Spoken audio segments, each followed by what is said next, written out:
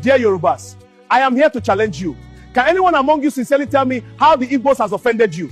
Any point you raise and prove it, you will be rewarded with a sum of 100 million naira. I mean genuine points. I learned that the Igbos are bad people. They are evil. They should not be trusted. My parents told me years ago. That's my point, you see? Your judgment is based on what you were told, not from experience. Has any Igbo man offended you before? I need an honest evaluation. What have the Igbos done to you to warrant hatred? Someone should talk to me. We are here to discuss unity. The Igbos are land grabbers. They have almost half of Lagos and other cities in this country. What about that? Do they steal the land? Do they pay the owners? Don't they buy those lands? Is it an offense to buy property with your money? Let me remind you that the investment of Igbos were seized in the name of abandoned properties. You should be the guilty one here, not trying to blame someone who bought item with his money, or you stop selling to them. Unfortunately, you pretend not to see the main land grabbers who pay people and collect their lands. Don't you see them? It's a shame that you fight someone who buys from you, but romance someone pay you and collect by force. That's hypocrisy. Any other point why your hatred on Igbos are justified? Nobody has given a tangible reason so far. My own is simple. Igbos are too proud. They are always bragging about everything. I hate that lifestyle.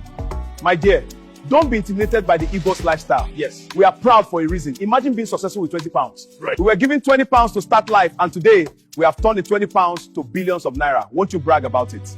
Again, what you call pride is not arrogance. It is our nature. Igbos adopted the leopard as our symbol for a reason. I will explain. Leopard is known for independence. Like the leopard, the Igbo spirit thrives on self-reliance and personal achievement. Leopard is intelligent. The leopard wins through strategy, just as the Igbo value wisdom over noise. What about authority? The leopard symbolizes dignity and leadership, much like Igbo traditional prestige. You must also mention adaptability. Wherever it goes, the leopard survives, just as Igbo people excel wherever they settle.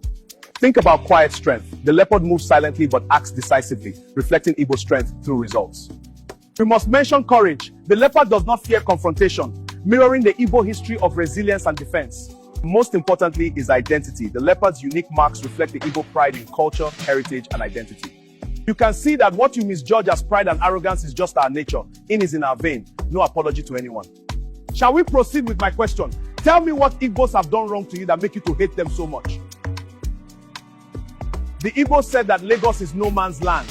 Is that not insulting to our Yoruba authority? There you got it wrong. If you are familiar with history, you should know that the phrase was first used by former governor of Lagos. It was Governor Jakonde who stated that Lagos is no man's land. It didn't come from the Igbos. Check your history well. Some Igbos said that on social media. Doesn't mean that Igbos said that Lagos is no man's land. You are looking for excuses. The last speaker is from Ekiti. So are you claiming Lagos? Lagos in Southwest doesn't mean Ekiti man should claim it either. Why not allow the owners of Lagos to lead the fight if they are not happy that someone said that Lagos is no man's land? Why is Oyo man shouting up and down as if Lagos is his state? You claim what is not yours but turn to call someone land grabber for buying land. That's hypocrisy at its peak. Well, let me have more points. Why do you hate Igbos so much that most of you are now obsessed with Igbos? During elections, Igbos don't support our candidates. They will always vote for candidates we didn't support. They are rebels. I am glad you raised the point. Let me use the opportunity to educate you on democracy. People make their own choices. You don't impose candidates on people.